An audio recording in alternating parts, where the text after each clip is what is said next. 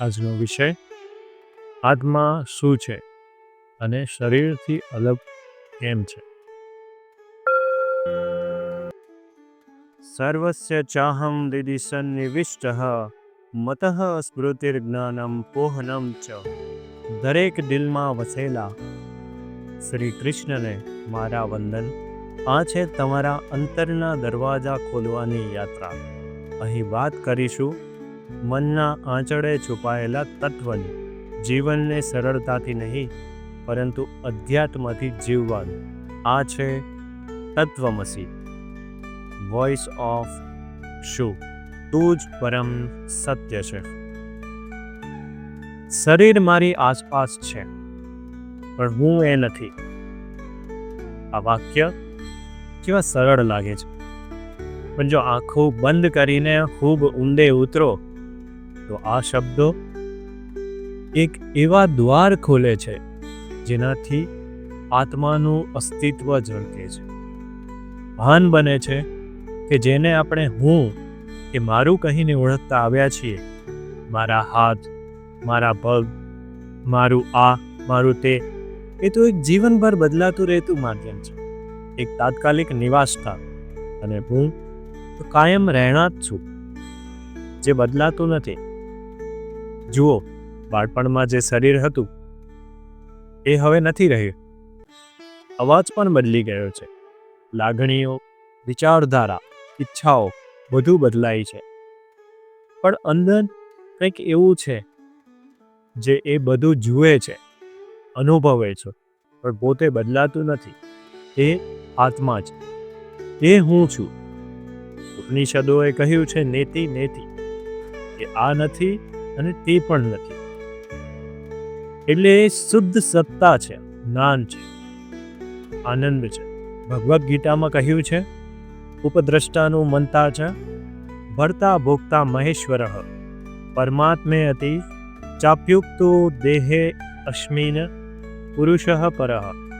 શરીરમાં વસતો પુરુષ આત્મા ઉપદ્રષ્ટા છે, અનુમંતા છે, આધાર છે, ભોગતા છે, મહાન છે. અને એ આત્મા તો નિરક્ષપાત દર્શક છે. પણ આ આત્મા શારીરિક ઇન્દ્રિયોથી ન જોઈ શકાય, ન સાંભળી શકાય. એ અનુભવથી જ ઓળખાય છે. જેમ કોઈ સુગંધને વર્ણવી શકાય નહીં, ફક્ત અનુભવી શકાય છે. વારંવાર આપણે આપણી ઓળખ શરીરથી જ બાંધી લઈએ છીએ, કેમ કે એ દેખાય છે, સ્પર્શાય છે. અને સંસાર આપણા આસપાસ એ જ ઓળખ પર આધારિત છે. નામ, રૂપ, જાતિ, ધર્મ, સ્ત્રી કે પુરુષ. પણ સત્ય એ છે કે જન્મ પણ શરીરનો છે અને મૃત્યુ પણ. જેને કંઈ પણ ન થાય તે આત્મા છે. જેમ કે દ્રષ્ટા કોઈ નાટક જુએ અને નાટકમાં જે પણ થાય, દુઃખ કે આનંદ, એ માત્ર જોવે, અનુભવ કરાવે છે, પણ પોતે એમાં ફસાતો નથી. એમ જ આ આત્મા શાંત દ્રષ્ટા છે.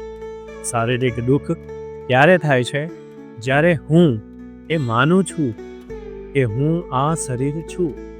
પણ જ્યારે હું એ જાણું કે હું એ દ્રષ્ટા છું, માત્ર દ્રષ્ટા, ત્યારે દુઃખ સ્પર્શી શકે નહીં. ઉપનિષદોમાં આ વાત કેટલી અદ્ભુત રીતે આવી છે. મુંડક ઉપનિષદમાં કહે છે દ્વાશ ઉપરના સયુજા સખાયા. એક વૃક્ષ પર બે પક્ષીઓ બેઠા છે. બંને મિત્ર છે, સાથે જન્મેલા છે.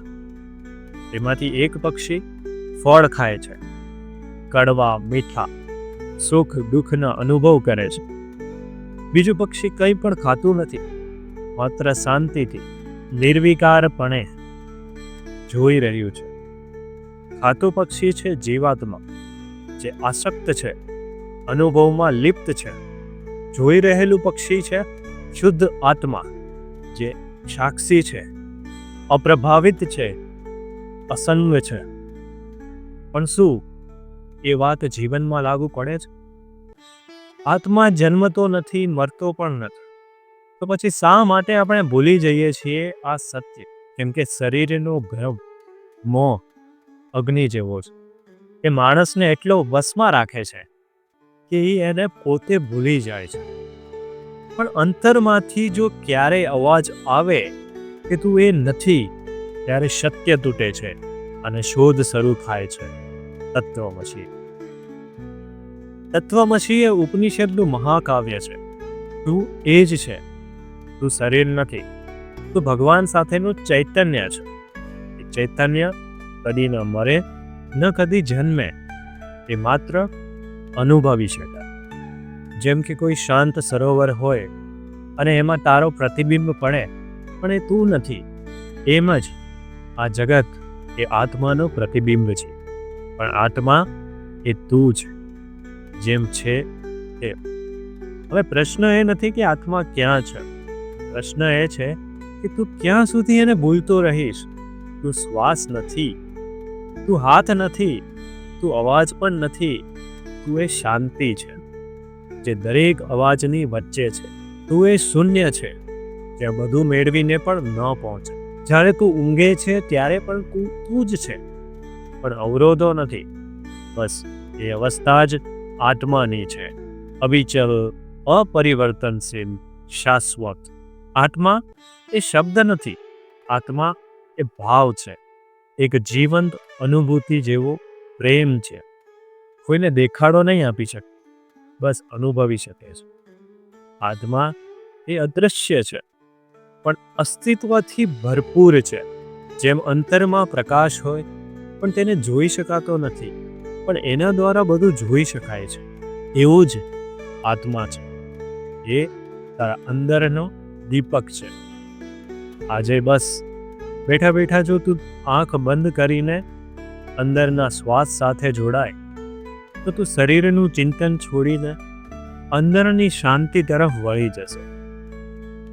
એ શાંતિ એ તું છે, અને એ આત્મા એ પરમાત્માનું દર્પણ છે. જ્યારે તું તને ઓળખે છે ત્યારે તું ભગવાનને ઓળખી લે છે, કારણ કે એ બંને વચ્ચેનો પડદો તૂટે છે અને સાચું હું પ્રકાશિત થાય છે. ફરી મળીશું આવી જ પ્રેમ, ભક્તિ અને અધ્યાત્મની વાતો સાથે. ત્યાં સુધી ચેનલને સબસ્ક્રાઈબ કરવાનું ભૂલશો નહીં. રાધે.